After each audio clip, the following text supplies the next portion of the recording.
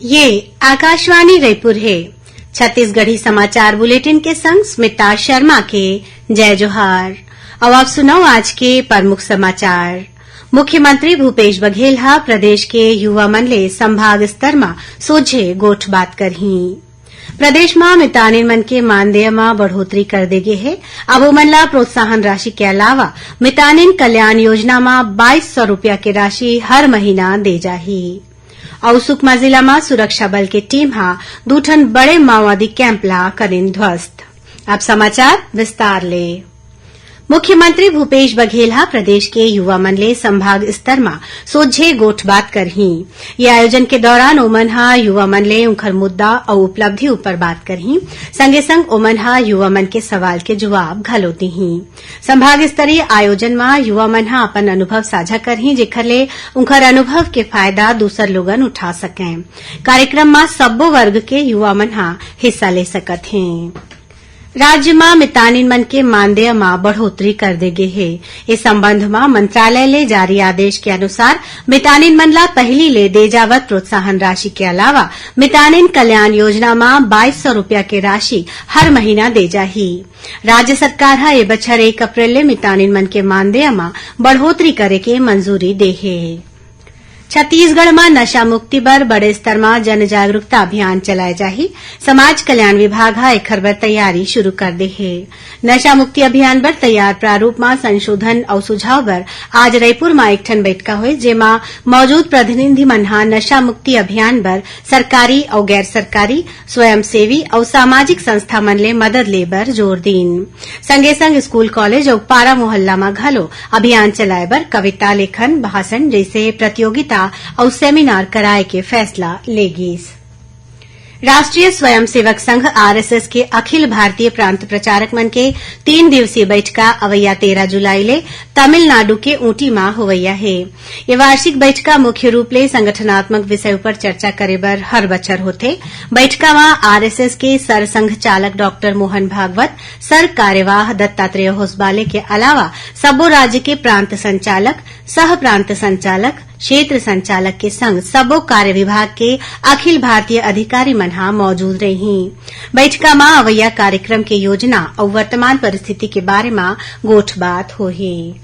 परिवार नियोजन पर लोगन ला जागरूक करे खातिर स्वास्थ्य विभाग डहर ले आज ले जनसंख्या स्थिरीकरण पखवाड़ा शुरू करे गे है।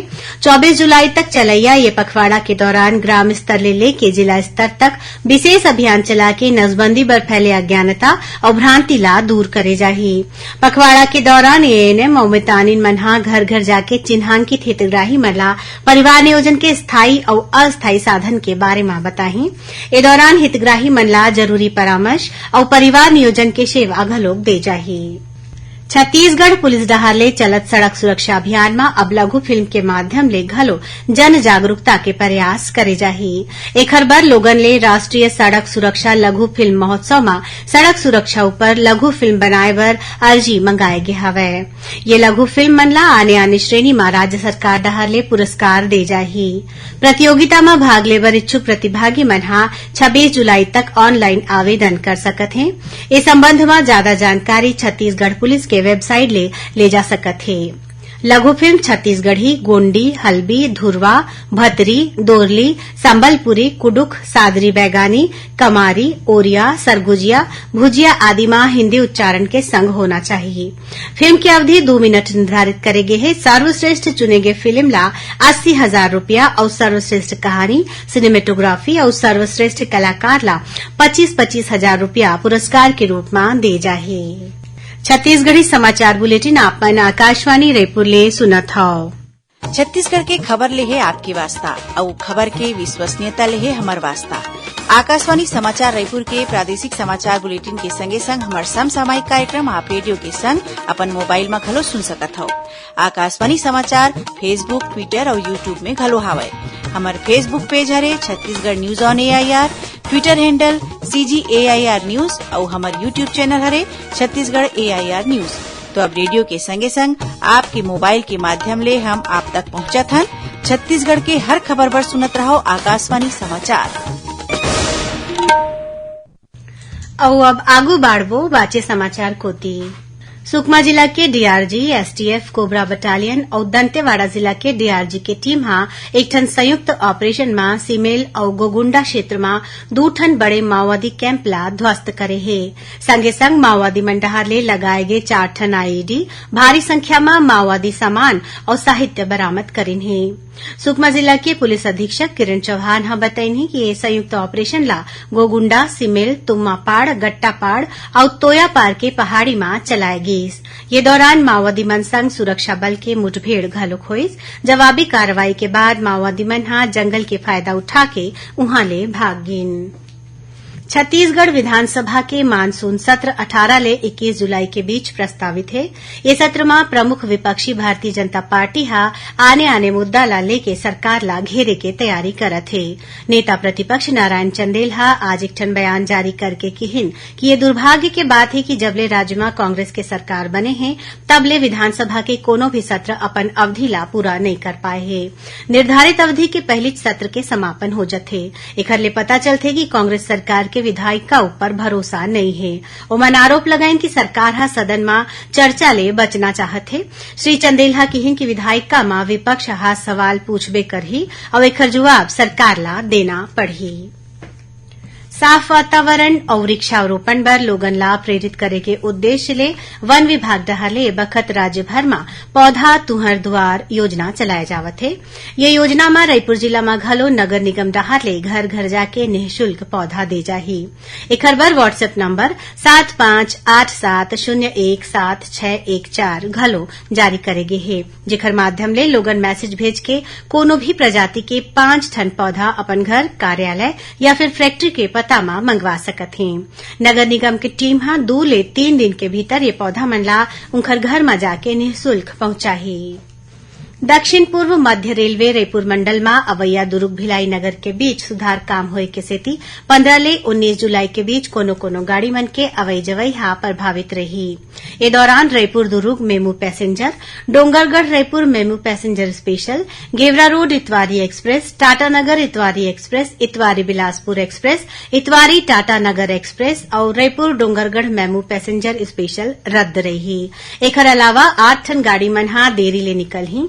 संगे संग गोदिया बरौनी एक्सप्रेस बदले रद्दा नैनपुर, जबलपुर और कटनी होके चलही। उहे रायपुर रेल मंडल में अवैया सरोना कुम्हारी स्टेशन के बीच परसदा फाटक में मरम्मत काम के सेती काली संझा 8 बजे ले 14 जुलाई के संझा 8 बजे तक सड़क यातायात बंद रही। राजनांदगांव जिला में पाछू 4 दिन तक डोंगरगांव और खुज्जी वन परिक्षेत्र में घूमे के बाद एक ठन दंतैल हाथी शिवनाथ नदी पार करके अंबागढ़ चौकी आतर गांव पहुंच गया हवै। वन विभाग के टीम हा ग्रामीण मन ला दंतैल हाथी ले दूर रहे के और जंगल कोती नहीं जाए के समझाइश दे हवै। संगे संग वन विभाग हा आसपास के गांव में मुनादी करा के अलर्ट जारी कर दे है। राज्य के मुख्य निर्वाचन पदाधिकारी रीना बाबा साहेब कंगाले के अगुवाई में अवैया 14 जुलाई के रायपुर में राज्य स्तरीय स्वीप कोर समिति की बैठका हुई। बैठका में राज्य में ए बछर प्रस्तावित विधानसभा चुनाव में मतदान प्रतिशत ला बढ़ाए बर मतदाता जागरूकता ले जुड़े आने स्वीप कार्यक्रम के बारे में गोठबात करे जाही। अब पेश है मौसम के हाल। प्रदेश में ए बेरा रुक रुक के वर्षा हुआ थे। फिर मौसम विभाग हा अवैया 12 घंटा के दौरान राजनांदगांव, कांकेर, बीजापुर और नारायणपुर जिला में 1-2 जगह में मध्यम ले भारी वर्षा होए के चेतावनी दीन है। यही बीच राजनांदगांव जिला के जंगली इलाका में होवत वर्षा के सेती नंदिया नरवा मन के जल स्तर बाढ़ गए हवै।